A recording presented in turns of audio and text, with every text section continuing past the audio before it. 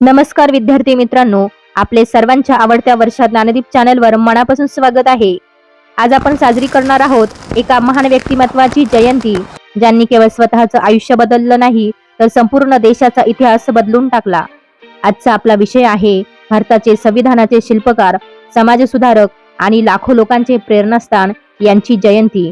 चला तर मग ऐका एक दमदार टाळ्यांचा कडकडाट होईल असं भाषण. डॉक्टर बाबासाहेब आंबेडकर जयंती. महासंग्राम ते महामानव. ज्यांच्या रक्तामध्ये स्वाभिमान आहे, ज्यांच्या डोळ्यात भविष्याचं स्वप्न आहे आणि ज्यांच्या मनगटात बाबासाहेबांच्या विचारांची ताकद आहे, अशा माझ्या तमाम भीमसैनिकांना माझा सप्रेम नमस्कार.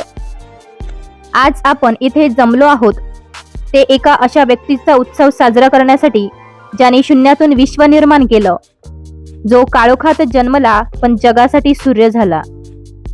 आज 14 एप्रिल म्हणजेच ज्ञानाचा महासागर आणि करुणेचा उगम असलेल्या डॉक्टर भीमराव रामजी आंबेडकर यांची जयंती. संघर्षाची धगधगती आग. डॉक्टर बाबासाहेबांचे जीवन म्हणजे एक प्रचंड मोठा संघर्ष आहे. विचार करा, सातपुड्याच्या रांगांमधून निघालेला एक छोटासा झरा, वाटेत कितीतरी दगडधोंडे, डोंगरदऱ्या सोसतो आणि शेवटी महासागर बनतो. बाबासाहेबांचं बालपण असंच होतं. मऊच्या लष्करी छावणीत जन्मलेला हा बालक जेव्हा शाळेत गेला तेव्हा त्याला कळलं की या देशात माणूस असण्यापेक्षा जात मोठी आहे. त्यांना वर्गाच्या बाहेर बसवलं गेलं. त्यांना तहान लागली तर पाणी पिण्याचा अधिकार नव्हता. शिपायाने वरून पाणी ओतलं तरच प्यायचं, नाहीतर तहानलेलंच राहायचं. नो पिऊन नो वॉटर ही वेदना त्यांनी केवळ सोसली नाही तर ती कायमची संपवण्याचा निर्धार केला. त्यांनी ठरवलं की ज्या समाजाने मला पाणी नाकारलं त्याच समाजाला मी अशा कायद्याचं पाणी पाजेन इथला प्रत्येक माणूस ताठ मानेने जगेल. काट्याकुट्यांच्या वाटेवरती चालायला त्यांनी शिकवलं. काट्याकुट्यांच्या वाटेवरती चालायला त्यांनी शिकवलं. अपमानाचे चटके सोसून लढायला त्यांनी शिकवलं. अपमानाचे चटके सोसून लढायला त्यांनी शिकवलं. आम्ही तर केवळ माती होतो या देशाची, आम्ही तर केवळ माती होतो या देशाची, पण त्या मातीचं सोनं करायला माझ्या भीमरायाने शिकवलं, माझ्या भीमरायाने शिकवलं. ज्ञानाचा अखंड प्रवास. बाबासाहेब म्हणायचे, शिका, संघटित व्हा आणि संघर्ष करा. पण त्यांनी आधी स्वतः शिकून दाखवलं. बडोदा नरेश सयाजीराव गायकवाड यांच्या मदतीने ते परदेशात गेले. तिथे त्यांनी दिवसाचे 18 तास अभ्यास केला. लंडन स्कूल ऑफ इकॉनॉमिक्स मध्ये ज्या अभ्यासक्रमाला 8 वर्षे लागायची तो अभ्यासक्रम बाबासाहेबांनी केवळ 2 वर्षे 3 महिन्यात पूर्ण केला. त्यांच्याकडे इतकी पदव्यांची शिदोरी होती की जगातील मोठे मोठे विद्वान त्यांच्या समोर नतमस्तक व्हायचे. कोलंबिया विद्यापीठाने त्यांना सिम्बल ऑफ नॉलेज म्हटलं. आज आपण विचार केला पाहिजे, आपल्याकडे सर्व सोयी आहेत, इंटरनेट आहे, मोबाईल आहे, तरीही आपण अभ्यासात कुठे आहोत? बाबासाहेबांना खरी श्रद्धांजली व्हायची असेल तर हातात पुस्तक घेणं अनिवार्य आहे. महाडचा सत्याग्रह आणि समतेचा शंखनाद. 1927चा तो काळ आठवा. चवदार तळ्याचा सत्याग्रह. तो केवळ पाण्यासाठी केलेला संघर्ष नव्हता, तर तो मानवी हक्कांसाठी दिलेला लढा होता. ज्या तळ्यावर पशु पक्षी पाणी पिऊ शकत होते तिथे माणसाला मात्र बंदी होती. बाबासाहेबांनी त्या तळ्याचं पाणी आपल्या हाताने स्पर्श करून शतकानुशतकांची गुलामगिरी संपवली. त्याच काळात त्यांनी मनुस्मृतीचं दहन केलं. हा कोणताही धर्माचा अपमान नव्हता, तर विषमतेचा आणि अन्यायकारक विचारांचा निषेध होता. त्यांनी सांगितलं की जो ग्रंथ माणसाला माणूस मानत नाही तो आम्हाला मान्य नाही. जो ग्रंथ माणसाला माणूस मानत नाही तो आम्हाला मान्य नाही. भारतीय संविधान राष्ट्राचा आधारस्तंभ. जेव्हा भारत स्वतंत्र झाला तेव्हा देशासमोर प्रश्न होता की देश चालणार कसा? देश चालणार कसा? तेव्हा या महापुरुषाने लेखणी उचलली. 2 वर्ष 11 महिने आणि 18 दिवसांच्या परिश्रमानंतर त्यांनी जगातील सर्वात मोठं आणि लवचिक संविधान लिहिलं.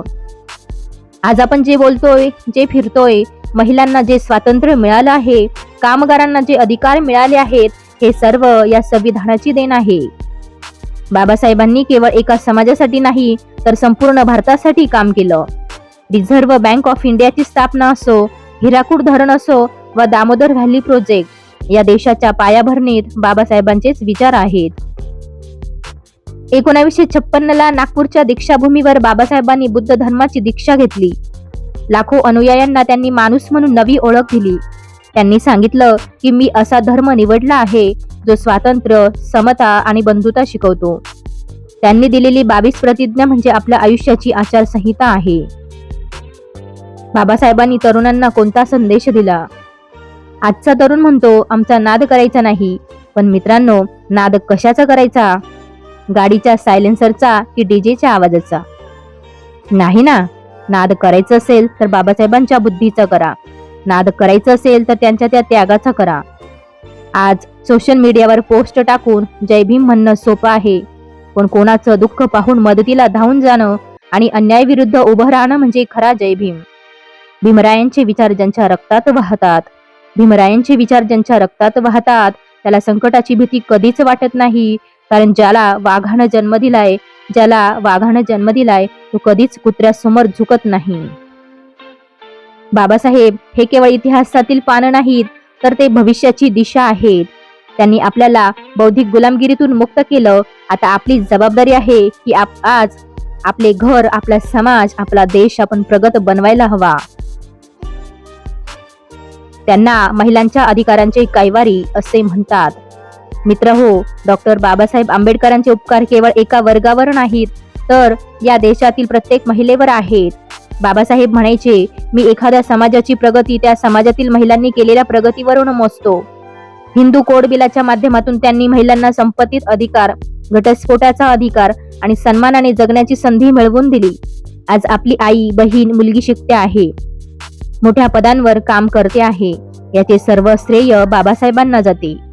ज्या काळात स्त्रियांना दुय्यम स्थान दिले जात होते, त्या काळात स्त्रियांना पुरुषांच्या बरोबरीने उभे करण्याचे महान कार्य त्यांनी केले. म्हणूनच बाबासाहेब हे खऱ्या अर्थाने स्त्रीमुक्तीचे महानायक आहेत. ते आधुनिक भारताचे अर्थतज्ञ होते.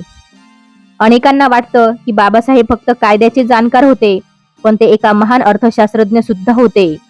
भारतीय रिझर्व्ह बँकेची, RBIची स्थापना ज्या the problem of the ruby या ग्रंथावर आधारित आहे, तो ग्रंथ बाबासाहेबांनी लिहिला होता.